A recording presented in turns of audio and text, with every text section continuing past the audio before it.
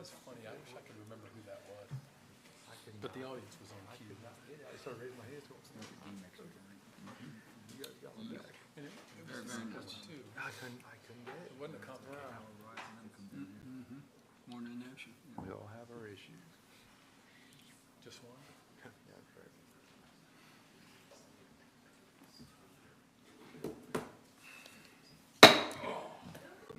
Good evening. Going to call to order the meeting of Mayor and Council on Tuesday, October 28th, 2025 at 7 p.m. Eastern Standard Time. At this time, if you would rise for the invocation by Councilman Orlando Holland. Let us pray. Oh, Father God, we thank you for you on this night that you have made. We pray to ask for your blessings upon this meeting and the people that's here participate. We pray you bless us with wisdom, knowledge, and the common sense to help us make wise and smart decisions. And we pray this in Jesus' name. Amen. Amen. Remain standing for pledge of allegiance. I pledge allegiance to the flag of the United States of America and to the republic for which it stands, one nation, under God, indivisible, with liberty and justice for all. You may be seated.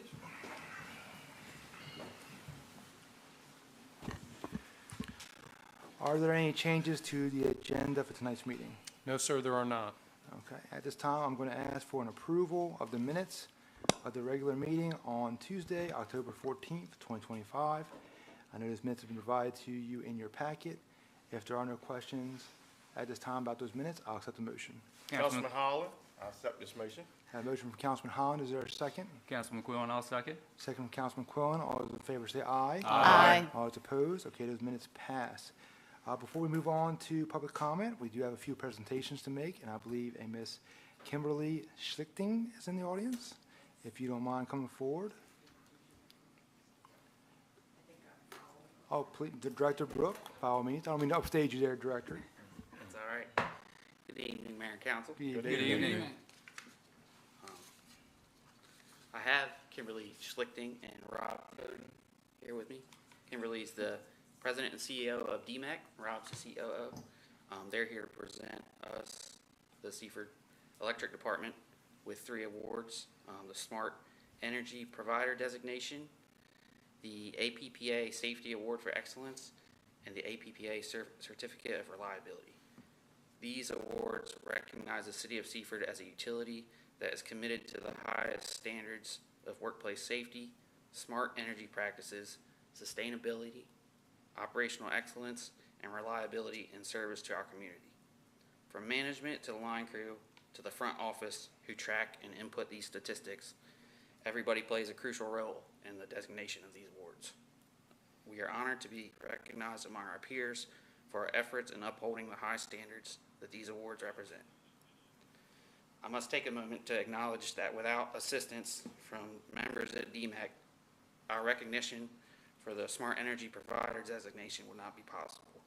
So on behalf of the City of Seaford Electric Department, thank you to Kimberly Schlichting and Rob Cody and their entire team at DMEC for their help in getting the City of Seaford recognized. Here, here.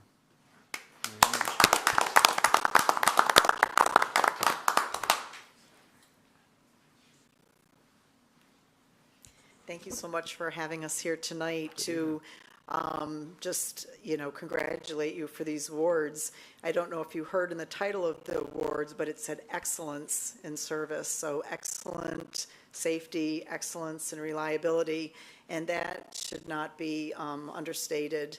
While the electric crew here and the team has worked very hard to gain these awards, it's really through the backing of Mayor and Council here that gives the utility the support that they need to do their jobs to then be able to get these awards. So this is a national award that was applied for. DMEC has made a commitment over the years to try and help all of its members fill out the application and submit it and work with the utilities so that you can apply for these. But it's really the work that you're doing back at home that allows you to win and get these awards. So congratulations on a job well done. Really proud of you all. It's something that your community, all your electric customers should feel very proud of that they have a utility here that they can depend on to provide that reliability of electricity that they've all come to count on, and do it in a safe manner, all while considering all these energy efficiencies and other things to help make energy more affordable than what it otherwise would be. So congratulations, everybody, and thank you for having us here. Thank you. Thank you.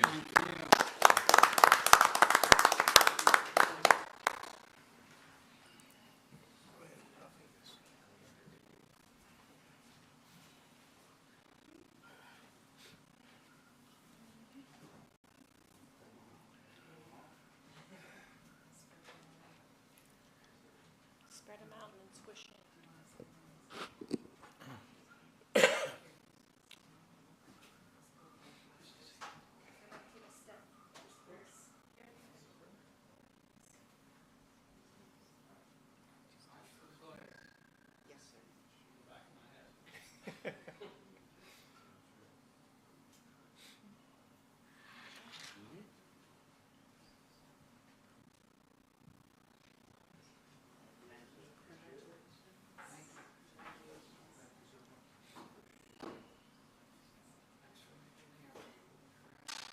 Kimberly got to walk the rest of the line. We just didn't get the pictures. Okay, there you go. That makes this possible.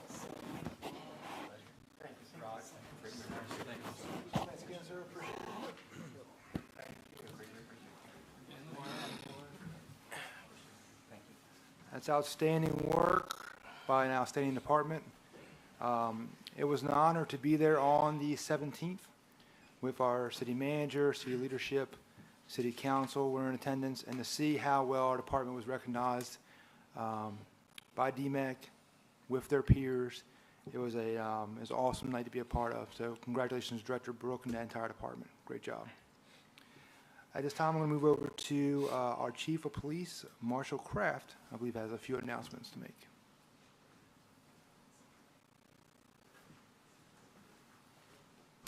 Good evening. Good evening.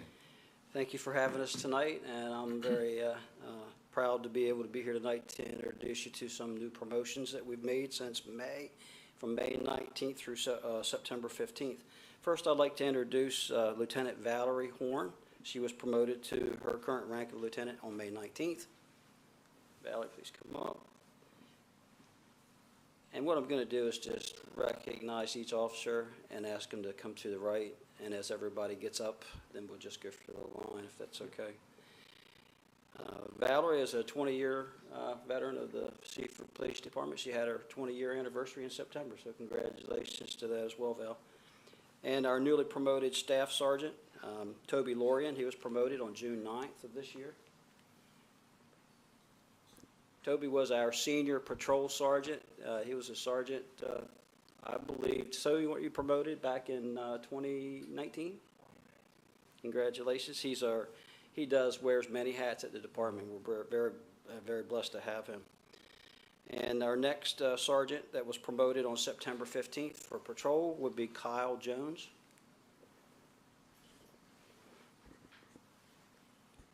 Kyle, I believe you've been here, what, 9 years? 10 years, I apologize, 10 years.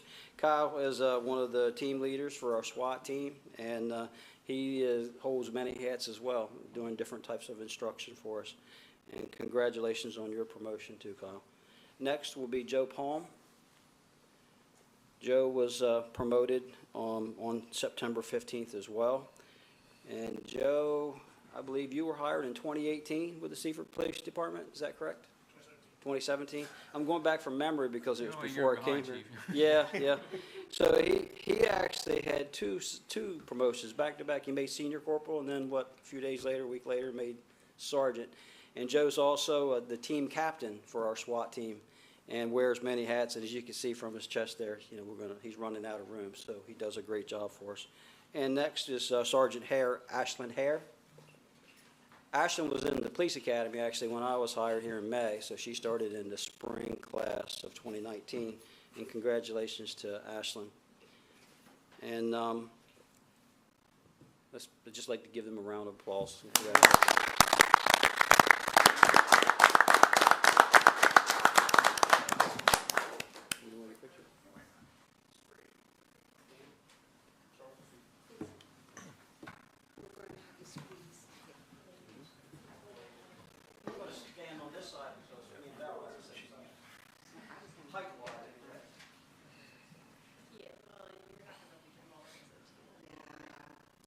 stand in the front.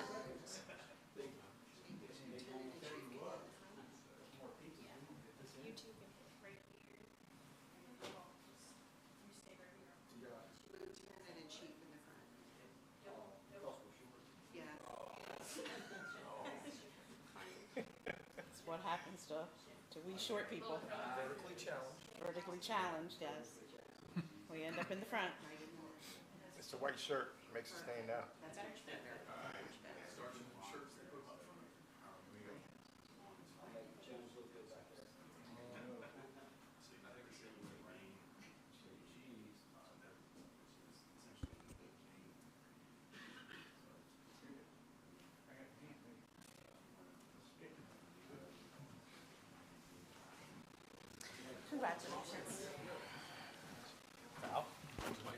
Congratulations.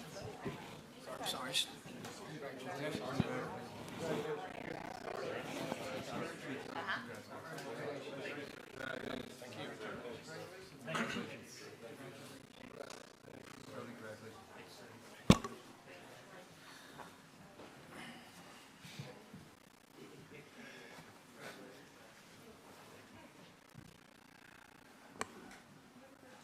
All right, we're going to keep on rolling tonight. We got another one coming up. Director of Economic Development and Community Relations, Tricia Newcomer. Good evening, Mayor and Council.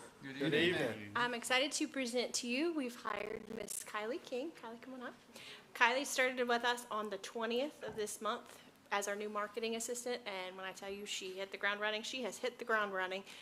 We're excited to have her. She's doing a great job, and as you can tell, she's here learning tonight on the live stream equipment, so she's double duty tonight. So, Kylie? Welcome aboard. Welcome.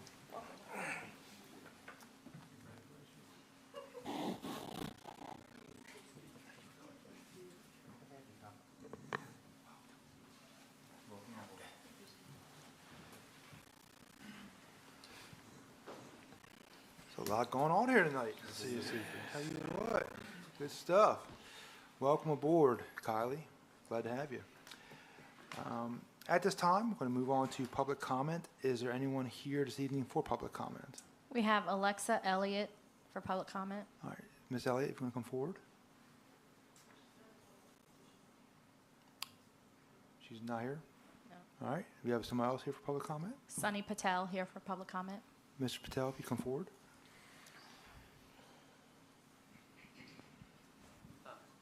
Good evening. Good evening, Good evening. Mayor, Council, Good evening. and everybody. I work for the owners at the Seaford Inn, and I understand. Just going back, we bought the property in 2011, and then in 2020, because of COVID, we closed. We weren't able to reopen due to funds and stuff. Anyways, that's in the past. Just wanted to say that now we finally are selling another property in order to get the proceeds to do construction and have a plan in place. We've already spoken to Marriott and IHG. They want to open a hotel in the same location, so I'd like to work with Mr. Bailey. I've been talking to Mr. Bailey and also Mr. Anderson, more so Mr. Bailey. I just wanted to say that, we have a couple of these things now. Some of the buyers that we had in the past, it didn't go through. So now we just decided it's just going to be on us, which is why we kind of put all that stuff together. And now it's kind of happening a little bit faster. Our bank is working with us, Fulton Bank, on that as well. I think they were at the last meeting on Friday. That's all I wanted to say. Thank you for your time. Thank you very much. Is there anyone else here available for public comment? No, there's no one else here for public comment. Is there anybody online for public comment? No, no one's Okay. online for public. Do we have anybody here for correspondence? No, sir, we do not. Okay. At this time, we're going to begin a public hearing. It says 7:05, but it's actually 7:14 p.m. Eastern Standard Time. Good evening, Mayor, Council, City Manager. For tonight's public hearing is for Cypress Haven LLC, property owner of a vacant lot on Hall Street. That's tax map and parcel 531-13.06-46.00. They're seeking a final site plan review for the construction of 2 proposed 6-unit townhouses with associated utilities, stormwater, and parking. So this is the vacant lot. This is the second time it's been through this process. This is for their final. So it's vacant lands currently outlined there in blue on the corner of Hall Street and Locust Street. This is the plan, pretty much identical to what we saw before. The 2 buildings are in the middle of the site. Stormwater ponds on the outsides of those, parking in the back along Cypress Street. The alley behind it, the buildings will front and face on Hall Street. This is a little easier to see for the site plan. So it's 2 6-unit townhouse buildings, 28 parking spaces. They're providing on-site stormwater, dumpster enclosures. Requires approvals from the city engineer for stormwater, which we're real close on getting that for them. The state fire marshal, which talking to Derek, he said he's pretty sure the engineer has that. And Sussex Conservation will sign off on it as soon as they get the letter of no objection from our city engineer on the stormwater portion. So as I said, it's 2 6-unit buildings, parking in the rear, stormwater, and these will be retained in ownership by Mr. Parker as a rental unit, which he has several in town already. He manages them very well. So I believe that's everything I have. If there's any questions for myself or Mr. Parker, the owner is here as well. Any questions or comments from council on this matter? Vice Mayor. Could you refresh my memory? Were there any adjustments applied for and granted? Sorry, yes, he did receive variance for the exterior materials of the building. And what were they? He's proposed a mixture of the stone and like a hardy board plank type material, very modern looking, very, very nice. Board of Adjustment did approve that request. Thank you. Mm-hmm. Any additional questions or comments from council? Just one question, if I might, Mayor. See. Mr. Bailey, this was reviewed by the Planning and Zoning Commission. Did they recommend approval of this plan? Yes, they did. Okay, thank you, sir. Mm-hmm. They had no concerns. Any additional questions or comments from council? Do we have any questions or comments on this matter from the public?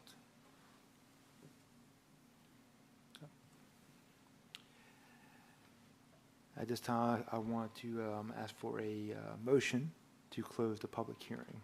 So moved. Motion from Vice Mayor Dan Henderson. Is there a second? Councilman Holland, I'll second. And a second from Councilman Orlando Holland. All those in favor say aye. Aye. All those opposed? Okay, we'll close the public meeting, and we're going to reopen our meeting at 7:17 p.m. Eastern Standard Time. All right, so this is the findings of facts for tonight's public hearing item. The project is Cypress Haven Townhouses, final site plan. The owners is Cypress Haven LLC. Property is located on North Hall Street. Tax map and parcel is 531-13.06-46.00. Zoning is R3, high-density residential. They're proposing to construct 2 6-unit townhouse buildings with 28 parking spaces, on-site stormwater, dumpster enclosure. Requires approvals from the city engineer for stormwater, state fire marshal, and Sussex Conservation. And as stated previously, Planning and Zoning did recommend approval at their October 2nd meeting. Okay, at this time, I will set the motion. Councilman Holland, I make the motion to approve the request for Cypress Haven LLC, property owner of a vacant lot on Hall Street, tax map and parcel 531-13.06-46.00 for final site plan approval for the construction of 2 proposed 6-unit townhouses and associated utilities, stormwater, and parking as presented. Okay, we have a motion from Councilman Orlando Holland. Is there a second? Councilman Bradley, I second the motion. We have a second from Councilman Bradley. Are there any questions on the motion? Okay. If there are no questions at this time, I'll accept a roll call vote. I'll begin with Councilman Orlando Holland. Based on findings of facts, vote yes. All right, Councilman Mike Bradley. Yes, based on findings of facts. Councilman Alan Quillen. Yes, based on findings of facts. Vice Mayor Dan Henderson. Yes, based on the findings of facts and benefit to the community. Okay. And Councilwoman Stephanie Grassett.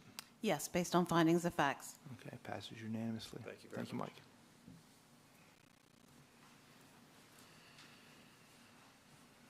All right, now we're going to move on to new business number 1.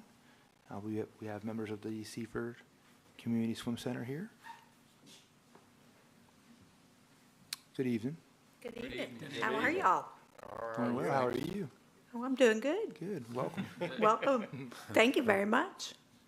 I just wanted to come and talk to you. First of all, my name is Sheila Kentz. I am the treasurer for the Seaford Community Swim Center.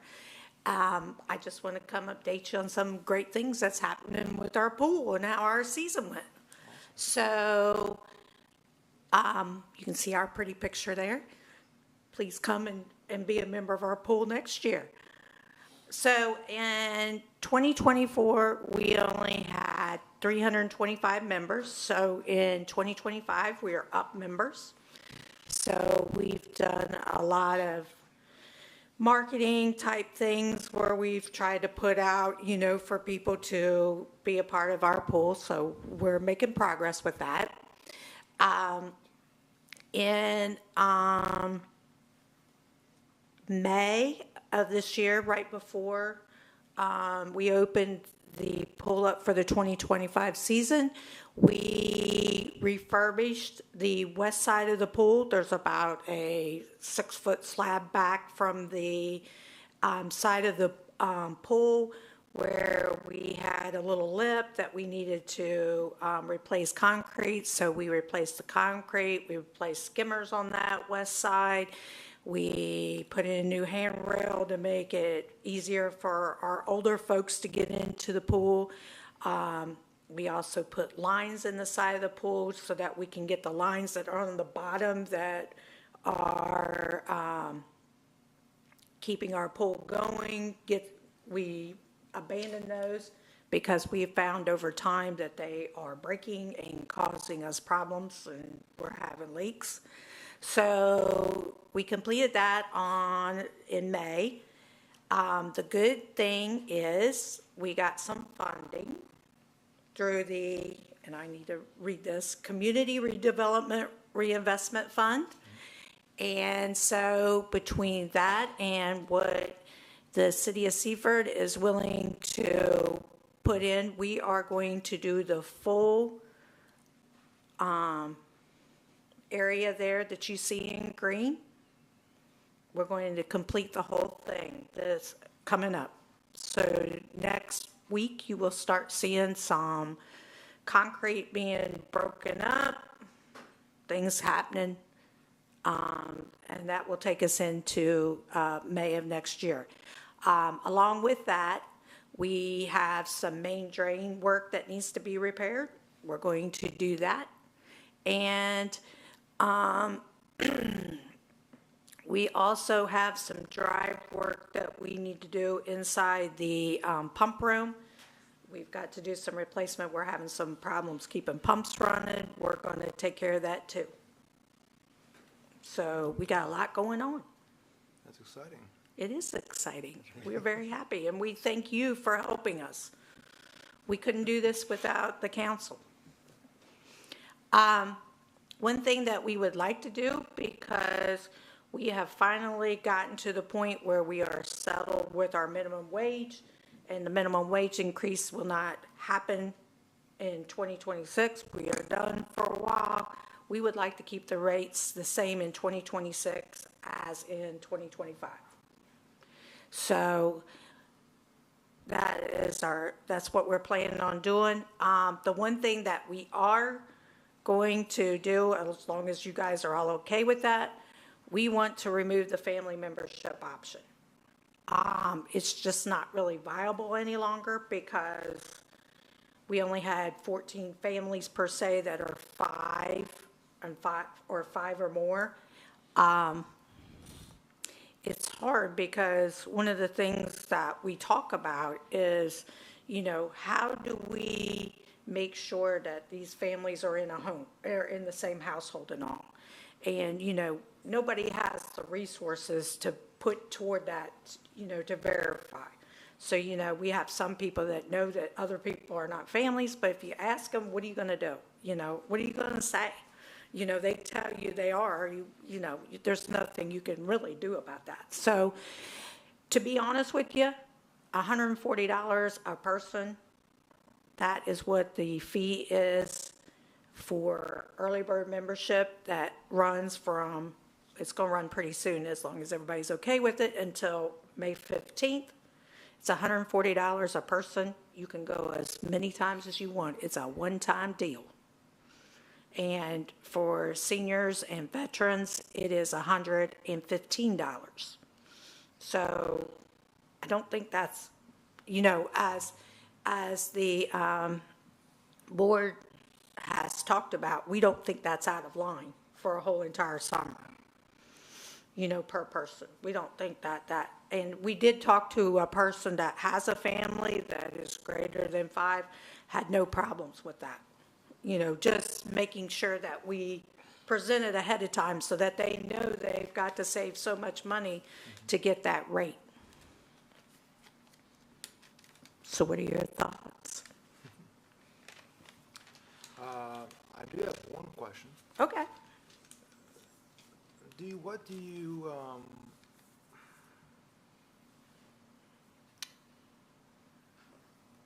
the additional population of people going there last year, why do you think you saw an increase in memberships? We did more advertising out on the board there on the Kiwanis Park. We put more words out. We did flyers, different places. Word of mouth is getting out a little better. Just that kind of stuff. And it's amazing to me. I have people still tell me that they had no idea that there was a community pool in Seaford. And I'm floored about that, because how can you not know? I mean, if you don't read the signs and all, maybe you don't. Or if you don't go by on Locust Street once in a while, you might not see it. But I can't imagine not ever doing that. Do we have any questions or comments from council? Yes, I got one. Okay. Can you pay as you go?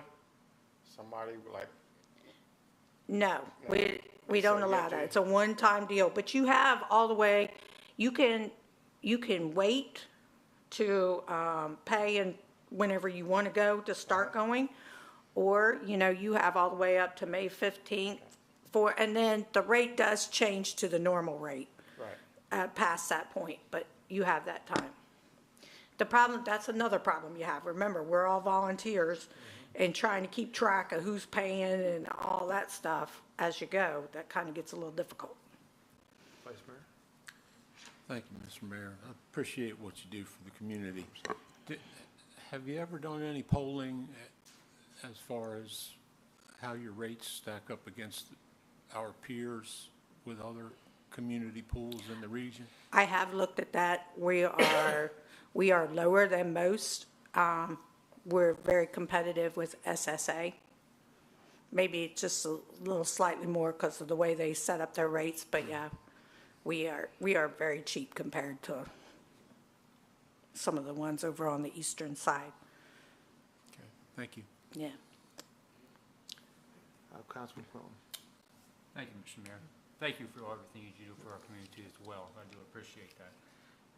Do you ever rent the facility out? Yes. For pool parties and things like that? Yes, we do. Is there a fee for that, and how much is that? Yes, there's a fee. It depends on whether you are a member or not. We have gotten the approval, and we did have some people to rent the pool that were not members. There's a different rate, a higher rate. It's $150 for 15 people that are actually swimming in the pool. We don't charge people like grandmas and grandpas that come to watch, come to the pool for their grandkids and stuff. It's actually 15 swimmers. And then it's $225 member-wise if you have up to 30. Okay, thank you. Yes. So we do that. And I would be remiss to say that we also employed 9 teenagers as lifeguards. One of them, I think, might be a little older, might be 19, 20-ish. Anyway, but we did so, and they stayed the whole entire summer, so we had a great summer with that.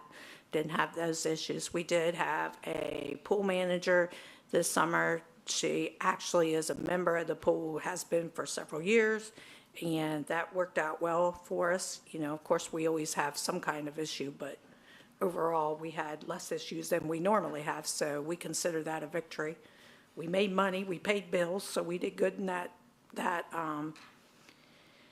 scenario. So everything is going well. Do you guys still have swim meets? We do have swim meets. Awesome. And we make a lot of money on those swim meets I bet because you we that concession stand is a hopping. That's good. That concession stands a hopping. Come by and you can come to the swim meets and just eat at our concession stand. People love that place. They come just to eat sometimes. Now, do you partner with SSA? We do partner with SSA for the swim team, and that has been going on now for about 4 years, and it has been going great. And we love each other, and we support each other in the community, and we want them to do well just as much as they want us to do well. So we couldn't do it without them because we got to the point that we didn't have enough swimmers to really do team competitions. We could do individual competition stuff, but we couldn't do team. And both of us, as with that, it has helped both of our pools in that sense. And we also SSA has not been doing it. I don't know if they've changed that this year, but they have not been allowing non-members, non-pool members to be on their swim team. We do allow that. We've always allowed that. So, you don't have to be a pool member to be a swim team member. Do you use one location for the meets, or do you Yes. take turns? Yes, we use our pool for the meets because it's a meter pool. It also has better swim blocks, those type of things. Ours is in better shape, so we do that. But our actual practices are 2 days a week there and 3 days a week at our pool. So we continue to work that out, work together to make that happen. A rumor has it that Councilman Bradley does a mean backstroke. I don't know. Well, Councilman Bradley needs to come on out to our pool and prove it. Yeah. I see my hip flying in a different direction. He needs to prove it. No doubt. We could have a council party. Yeah, I was more great for jumping the fence at the one in the woods and getting caught. Yeah. Yeah. I will tell you that in May, and we've already had a request, we had some of the schools. First, we had the Central Elementary School come for a day and swim. Then we had 2 groups of first graders come from the elementary school across the street, and they loved it so much.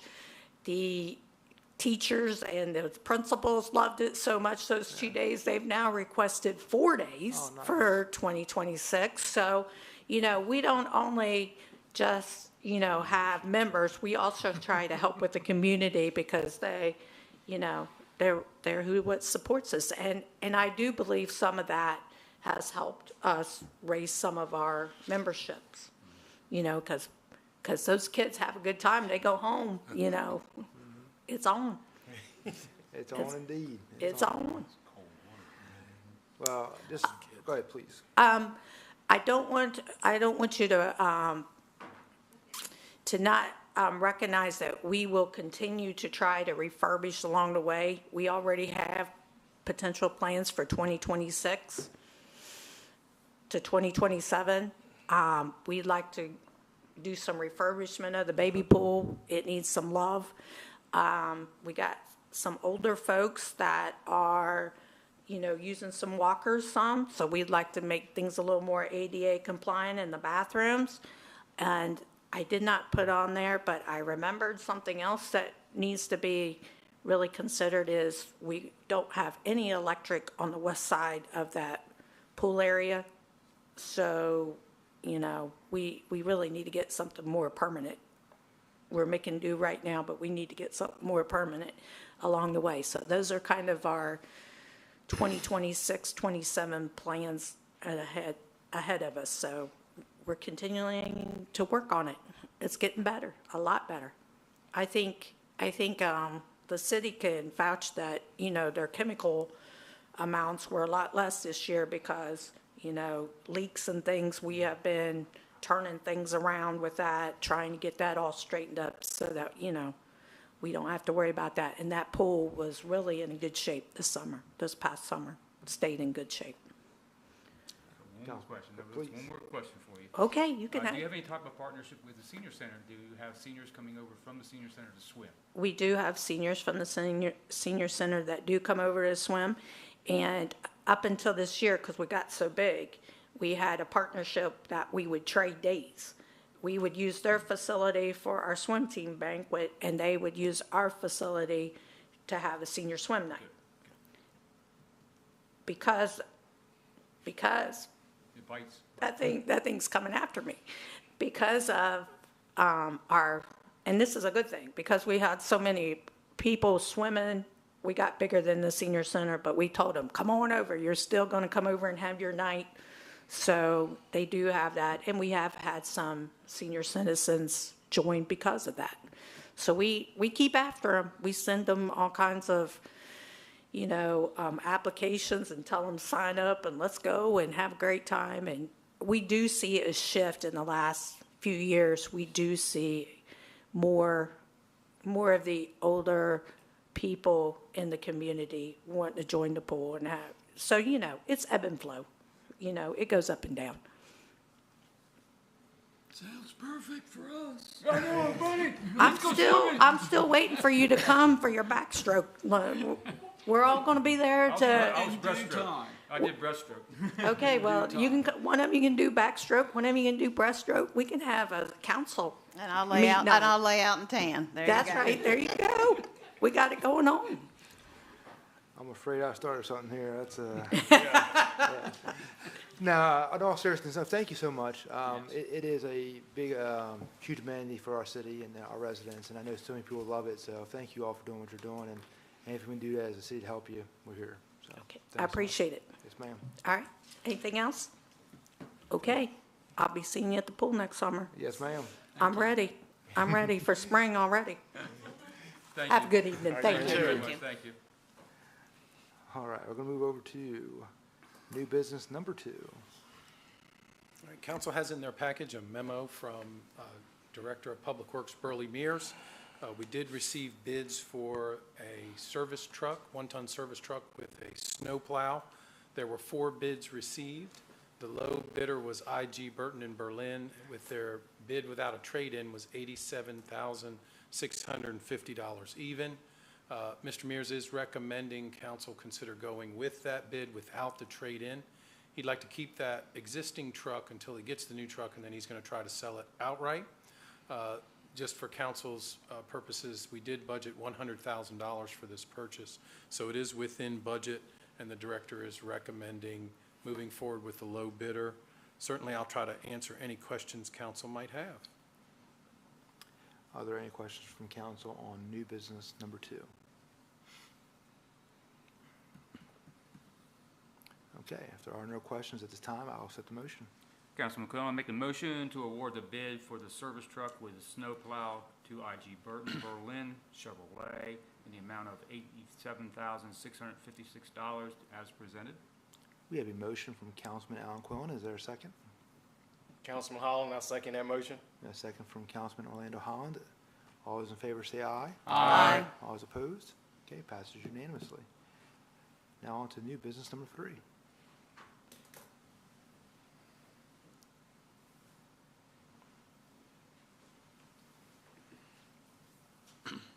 Hello again. Good evening. This is discussion about funding plan to demolish the building at 24058 Sussex Highway, 331-5.00-68.00, otherwise known as the Seaford Inn, owned by Galaxy Hospitality as an unbudgeted expenditure. So I'll just go over a little bit of the timeline that we've been working on this property. Since 2020, the hotel was closed.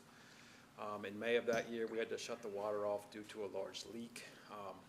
The water leak did cause severe water damage and mold inside the building. Over the years, the building's been broken into multiple times. We've had to board it up 10 to 12 different times, and that involves calling police out there, clear the building, make sure no one's hiding out in there so we don't close anyone inside. April 21, we condemned it. August 21, we issued a demolition order because no progress had been made. June 2022, the property owners did apply for a permit to demolish the interior of the building. And at that time, they did install a fence around the property, and that helped with a lot of the break-ins. They had intentions of doing 4 renovations to make it into a new hotel. Nothing was ever completed. 2023, they did list the property for sale. We've had several meetings with at least 5 or more potential buyers, meeting them here at City Hall, phone calls, meeting them on the site for them to look at the building with us so they could understand what the city would want out of that and what we could offer for assistance in any way we could. We couldn't do much, but they had a lot of questions. Estimated cost for the demolition and filling the pool, and we'll leave the slab, is estimated around $450,000. And these are pictures of the current conditions. And you can see a lot of the walls on the exterior falling off the building due to the water damage. There's a up close, you can see the metal studs there rusting because they've been exposed to water for an extended period of time. Same thing here with this alcove or the portico out front of by the main entrance. The ceilings just collapsed up there. It's the condition of the pool, fences falling down around it. Pool's holding water, stagnant water, screens, nasty weeds everywhere. So the rear of the building, you see we've had to board up some large windows in the back that were busted out, and that's where people were gaining access to the building. Once we secured other doors, they found another way in. So council has in their package a funding plan, and building official Mike Bailey got the cost as outlined in his presentation. This is estimated to cost $450,000. So we did discuss the funding needs for this project with our Director of Finance, June Merritt. The city does have funds available to cover this funding in the hotel motel tax reserve account. The balance as of 10/27/25 is $657,000. So the recommendation from staff, should council want to proceed with demolition, is to utilize those funds earmarked for that cost. Just a little bit about the timeline in discussing this with the building official. You know, we would need to put a bid together. We would need to advertise that bid for contractors. So preparing that by the end of this year and then getting that out advertised, bringing that back to council, just a rough guess of time would be somewhere around Q1 of 2026. We'd be prepared with a contractor. At that point, when we have a bona fide bid from a demolition contractor, that would be brought back for council's approval. We would know the exact amount of the demolition that this would cost and a timeline that the contractor believes that he could remove the structure. But certainly, Mr. Bailey or myself will try to answer any questions council might have about this subject. I just have a comment.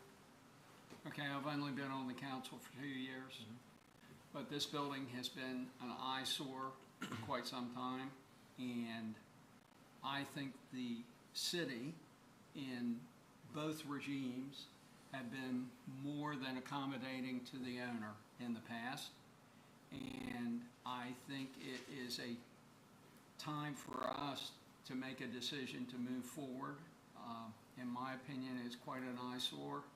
And as I mentioned at the meeting on Friday, if I were somebody coming to the city for the first time and looking at the city for a prospective place to either retire or to have a business, that would not be the part of town I'd take them on the tour. Thank you, Councilman. Any additional comments or questions regarding this matter? Councilman Quinlan first, if you don't mind. I kind of want to echo what Councilman Bradley has said here. So we've been working very hard in cleaning up our city. We've done a lot of progress with the Nylon Capital Center, and we also have an eyesore that's out on 13 right now, and we've been very patient with this owner. over the years here, and it's been 5 years, and still nothing has really and no progress has been made. So, I'm still thinking that, the gentleman who came forward to us this evening and presented something to us, but we've been presented with other ideas like this in the past, and nothing has come to fruition. So I'm very thinking that we should go ahead and proceed with the demolition of this building, as we presented by City Manager Anderson, as presented to us this evening. Thank you, Councilman. Vice Mayor? Couple questions. Yep. Well, first a statement. I've been on council long enough that we've all agreed to issue demolition orders on buildings that did not ultimately get demolished. Sure.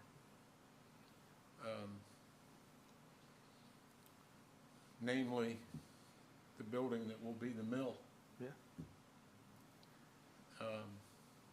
The Allen House. Yep. Downtown. So my question is this the last resort? Once council votes to get this demolition done, is there any other resort that the owner can do to rehabilitate this building in a timely fashion?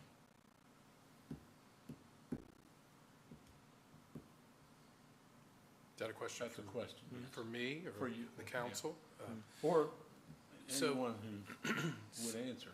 So mechanically, the way we issue demolition permits, and the building official is going to correct me if I'm wrong, let me not say demolition permits, rehab. When we look at a person taking out a building permit to rehab a building that's in condemnation, we require the owner to provide us a work plan. And we asked for a very detailed work plan. What are you going to do? What is your time frame? What is your investment? How are you going to bring this to fruition in a timely manner? If we issue a building permit on that work plan and milestones are not met, then subsequently what happens is the building department will revoke that building permit, and the condemnation is never lifted until the building is brought completely into compliance with code. So we have implemented that as a tool in the past. I just would say to the council, if we do that, that provides the property owner with a timeline. Once we issue that permit on that timeline, we have to allow them to let that run. So, it could stay in this condition for a period of time. The eyesore would not go away. We would not move forward until certain things happen. In my mind, and I'm not being critical here, but if I were on the other side of this desk and I was doing a presentation tonight, I would have some stronger evidence than just a couple leading hotel chains that may partner. I may come in with some plans, something tangible, where you actually spent some money and had something that council could look at on a screen to make us have more of a basis for our decision. But, I've been fed a lot of stuff in my life that people haven't lived up to. And I've had a lot of people tell me things that never came to fruition. And in light of the past history, I've got to dig my heels pretty deep. Councilwoman. I just want to add two things, not as much for our conversation, because we all have knowledge of this, but for those out here who may be watching or looking to see what we're doing, and that is that the city does not own this property. We have no ability to turn it into anything. I've seen lots of comments out there of things this could be. Yes. That is based on the person who owns that piece of property, and that is not us. What we do have the ability to do as the city council is to issue this commendation order so that we can have it brought down and have the eyesore gone. We also, this fee is not something that taxpayers are going to be footing the bill with for a long period, because it's going to be a lien on this property. So whoever has this property and decides to sell it is going to have to pay this lien back. So I just wanted to make those 2 points clear, because I know a lot of people have brought up the idea that we ought to do something with this property, and it's not ours to do something with. I was going to go there, Councilwoman. I appreciate you highlighting those. Mr. Bailey, would you come forward again? I have just a couple questions for you, if you don't mind. Just to clarify along those lines that Councilwoman Grass was hitting on. I've seen heard similar comments about, hey, just turn this into a center, or to help people who are homeless or veterans, et cetera. But this building has, quote unquote, severe mold issues. No one should be walking through that building in the current state that it's in. No, it's not safe at all. Okay. And I've heard things said that, oh, it could be remediation, but the severity of the mold in there would take, in my terms, ungodly remediation. It's going to take a lot, and they have gutted the interior, and they've gotten a lot of it out, but there's still mold in there. Yeah. There's severe water damage, as visible from the pictures. The facade of the building is just falling away because it's waterlogged and just mush. Thank you for that. The only other question I would have is just from and this might be a few steps away, as far as the bidding process, if it does go that direction. Yes, sir. We put out for bid for quote unquote demolition, but you guys spoke about the demolition of the building and also the filling in of the pool with concrete. Would that be an all-in process for bidders, or could you do one or the other? We would prefer to do it under one It'll have contract. to be, it'll have to be one.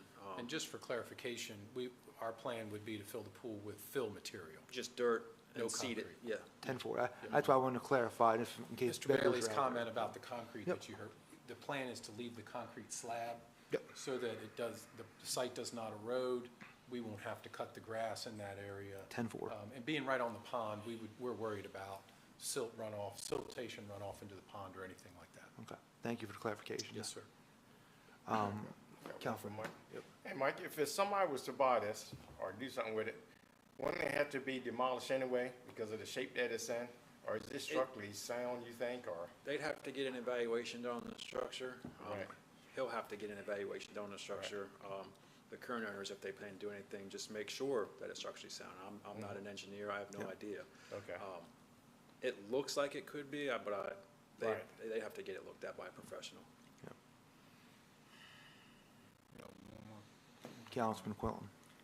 Okay, if we go ahead and proceed with the possible demolition on this building, and we have a time frame here, because I think City Manager Anderson said that this will be sometime in Q1 before we could probably proceed with anything at this point.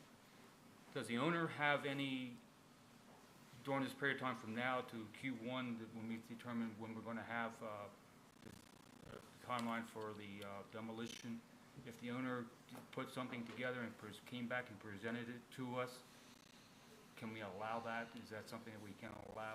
Sure, council has that right, Councilman Quillen.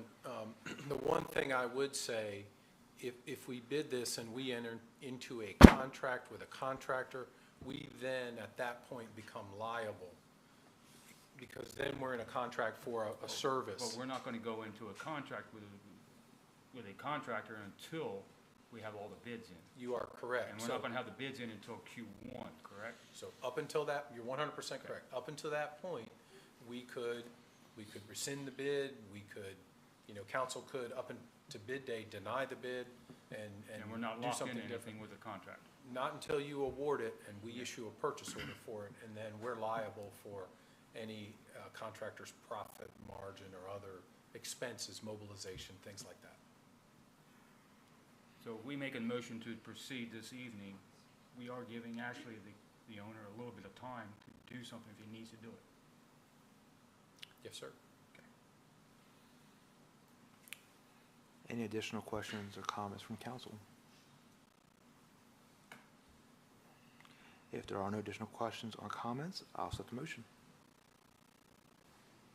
Councilwoman Grassett, I make a motion to approve the funding plan to demolish the building located at 24058 Sussex Highway, SCTM number 331-5.00-68.00, owned by Galaxy Hospitality, as an unbudgeted expenditure as presented. All right, we have a motion from Councilwoman Grassett. Is there a second? Councilman Bradley, I second the motion. We have a second from Councilman Mike Bradley. All those in favor say aye. Aye. All those opposed? Okay, passes unanimously. Over to old business. Do we have any old business? We have no old business, sir. No old business. All right. At this time, we're going to move over to our reminder of meetings. We have no meetings. No meetings. All No, right. sir. Keep it rolling. Over to Councilwoman Stephanie Grassett and our Code, Parks, and Recreation Liaison Report. All right. From our code department, we've had 333 permits issued in 2025. We've had 1,844 rental licenses issued. They are continuing their rental inspections and doing routine inspections throughout the city, as well as violation inspections and reviewing permits as they come into the office. As far as updates of large projects in the city, Muirfield 1 Phase 4, they will not be continuing developing the rest of the lots at this time. There are 17 lots that remain, but they will be finished just with the ones they've permitted. Bel Air Single Family has 2 final homes nearly completed, and that will be wrapped up.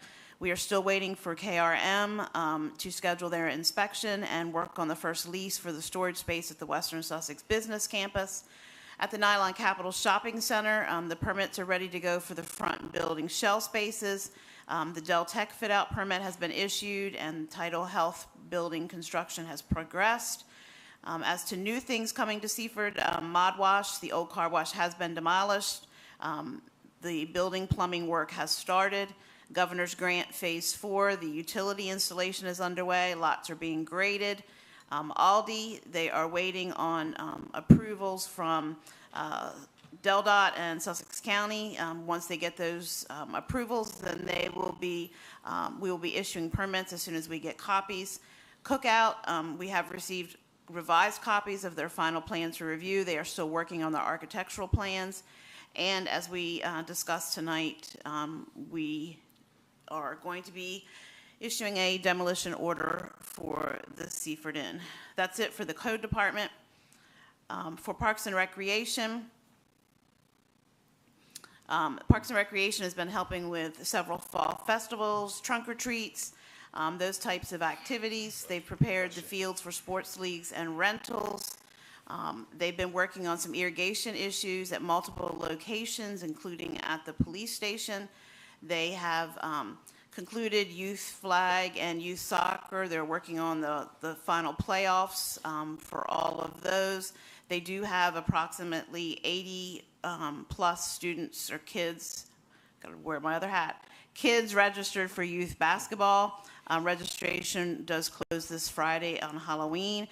We have a bus trip going to New York City from Parks and Rec. There are 28 people signed up and registered for that. And congratulations to Katie from our Parks and Rec department. She won 3rd place for her Boys and Girls Club Trunk or Treat Trunk. And I saw it. It was wicked, and I loved it because I love that movie and that Broadway musical. So congratulations again to Katie. And that is it for Parks and Recreation. And before we move over to police and fire, I want to chime in briefly because Ms. Hickey does a phenomenal job. Her whole department does a phenomenal job. Just finished the soccer programs this past Saturday. Just fields were filled all day long. A lot of hot action going on out there, and the kids they just do a phenomenal job. I'm very proud of that department. So congratulations on another wonderful soccer season.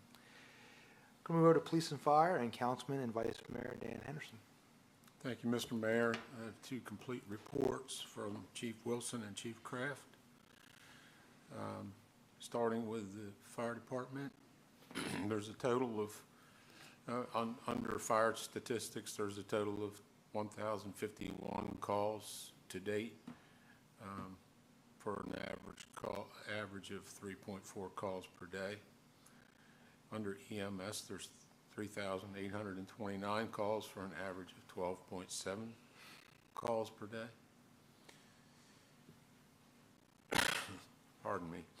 Significant incidents. All of these significant incidents were either out of the city or mutual aid calls. 3 of the calls were motor vehicle crashes with entrapment. We had a working building fire on Bi-State Boulevard, and there was a building fire in Kings Court,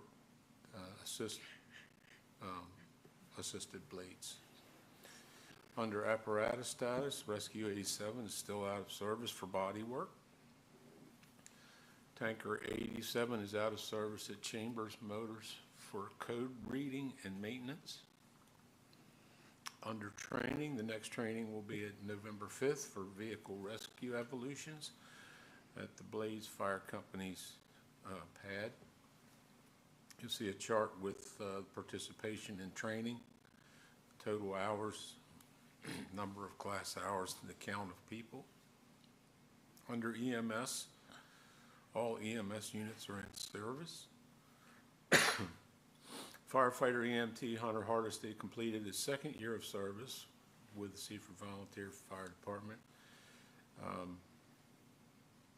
And the ambulance license for 2026 with the State Fire Commission office has been sent in. You'll see a list of events and total personnel and total hours for the participation in community events, meetings, and fire prevention. The members of the fire department will judge the fire prevention poster and essays on Wednesday, tomorrow evening, so that they can get the first place winners to the Sussex County for judging at the county level. The fire department has provided fire prevention and safety information for over 2,660 children and 209 adults in the last month. And Fire Policeman Frank Bradley Jr. Has his last meeting serving as president of the Sussex County Fire Police Association tonight, the 28th, at Bethany Beach Fire Company. If you encounter Mr. Bradley, please thank him for his successful term the last 2 years. Under other good news here, junior firefighters Carson Hastings and Braden Truitt have been voted into active membership, and both completed the required training to receive their black helmet shield to give them interior firefighter qualifications. So congratulations to those 2 fine gentlemen. Moving on to the Seaford Police Department, Chief Kraft has supplied his usual information and updates on the 2025 crime statistics. Under all crimes, there was 127, and you'll see the distribution of the numbers of felonies, misdemeanors, violations, civil, and other. For an 81% clearance rate, that is lower than the previous period, but still above average on a national basis. Moving down to drug complaints, there were 8 drug crimes listed, 6 adult arrests, 1 pending active, and 1 prosecution declined. There were 2 search warrants performed, and the police department encountered 1 overdose during the period. There were 173 traffic contacts, resulting in 68 citations and 16 warnings. You may notice that the number of traffic contacts may remain the same. However, the citations written are a little bit lower than previous periods, and that may be due to certain officers who may specialize in that activity and may not be active during the period. However, the ratio of citations to contacts may improve over the next period, into the next period. There were 2 alcohol-related DUIs. They were both crash-related. No fatal crash, just 1 injury accident on Front Street and Norman Eskridge Highway, and I understand that there was another pedestrian accident last night that will not show up in this data, but will show up in the next report. And that occurred Porter Street and Stein Highway, I believe. It was an injury accident. It was not fatal. There were 9 hit-and-run accidents, and they all appear, there was 6 on private property, the others were on public streets. And as mentioned before, there were 2 DUIs, and that was crash-related, so that's where you'll see the alcohol and drug-related crash data. You'll see the chart with the distribution of the activities, days and time of day that they were most active. Have an update on the M&T Bank robbery on Stein Highway. That they did identify a suspect, and the active arrest warrant was obtained. So there has been an arrest made, and I'll let you read more in detail about those 2 updates from September 9th and October 14th. October 17th, there was a vehicle stolen on Yorktown Lane in Virginia Crest, and that is a pending active case. There was a death investigation at the Little League fields. That's a pending active investigation where it's believed that the subject succumbed to a medical event.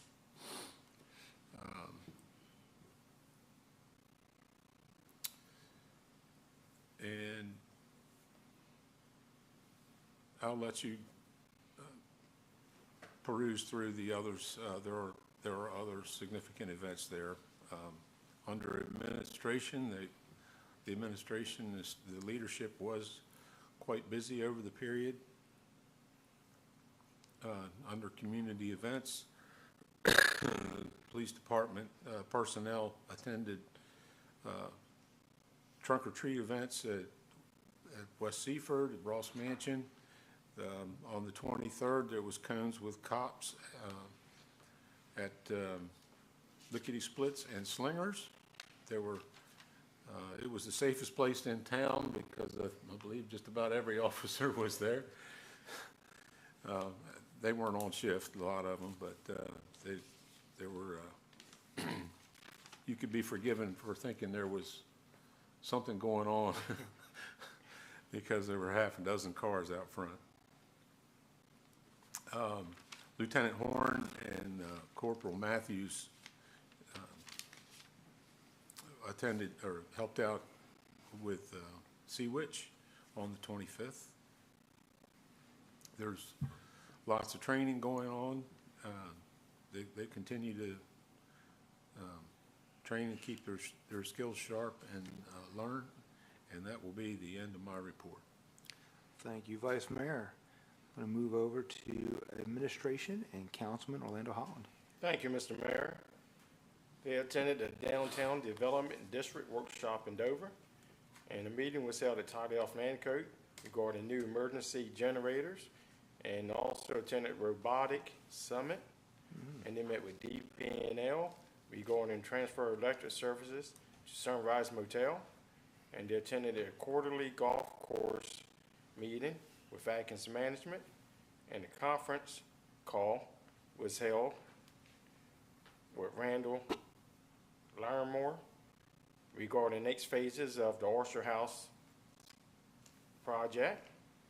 and they attended various other meetings and events, and all the work was routine. That concludes my report, Mr. Mayor. Thank you, Councilman Holland. We move over to electric and Councilman Mike Bradley. Thank you, Mr. Mayor. First of all, I'd like to thank the council for Friday accommodating my rehabilitation, for lack of a better word. I really appreciate it. I actually set a goal in the beginning of my surgery, and I met it. Attaboy. That was to be here this evening and to be present, full of opinions and vigor. So I appreciate the cohesiveness of the council, I really do. Okay, met with Greg Brook and Charles this morning, and Mike Yelverton and Charles Andrews completed the Lab 2 of the lineman training, and there was underground secondaries at Muirfield, Phase 4. Worked with the Compliance Environmental to bring a 3-year intra-red scan, it's just medication talking right now, of our distribution. So I'm like, what? And that is looking for hot spots throughout the city, okay? And they've had a scheduling problem, so it's going to take a little bit to get that done. And I say this because of my limited experience, because all I know about electricity is if you hook a hairdryer to 220, it runs really well for a few minutes. Okay. Greg met with Charles and Jay Waller from Diamond State Engineer to discuss the 2 standby generators at Tidal Health, Nanticoke. And it's my understanding they've already ordered them. And I'm not going to reiterate about Sunrise Motel. There was a Microsoft discussion with Scott Lynch from DEMIC about hosting capacity study. And Greg attended a supervisory meeting at DEMIC, and he wanted to make sure that I mentioned that this evening is the annual street light ceremony, and it's been a tradition before Halloween for several years. And that concludes my report. Thank you, Councilman. I'm going to move over to Public Works and Wastewater Treatment Facility and Councilman Alan Quillen. Thank you, Mr. Mayor. I'll start off with the Public Works. I met with Director Burley Mears and City Manager Anderson on Monday afternoon. Going to Public Works, all 379 hydrants in the city have been flushed. Hydrant hit by a car on Route 13 in front of the Days Inn has been replaced. Water service at 217 King Street has been replaced. Several potholes throughout the city have been filled. Service leak on Phillips Street has been repaired. Clean key sewer lines throughout the city. The new 2,500-gallon brine tank has been delivered, which was a budgeted item. Water tap and service line installed for a new home on Rush Street. Worked with the code department to clean up properties. Performed all routine tasks throughout the week.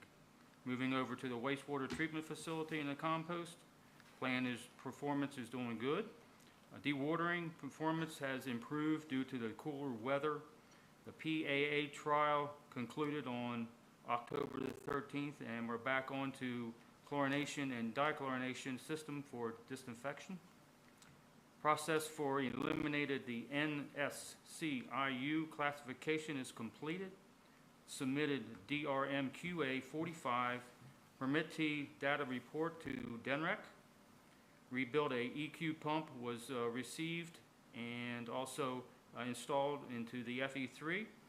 The West secondary clarifier placed back onto line on October the 22nd. Sampled Orient and Rappa IUs, that's been completed, which we have to go to those facilities to check that the material that's coming out of those plants. And also installed the second of the new upgraded VRN pumps. And that concludes my report, Mr. Mayor. Thank you, Councilman Quillen. Two quick things.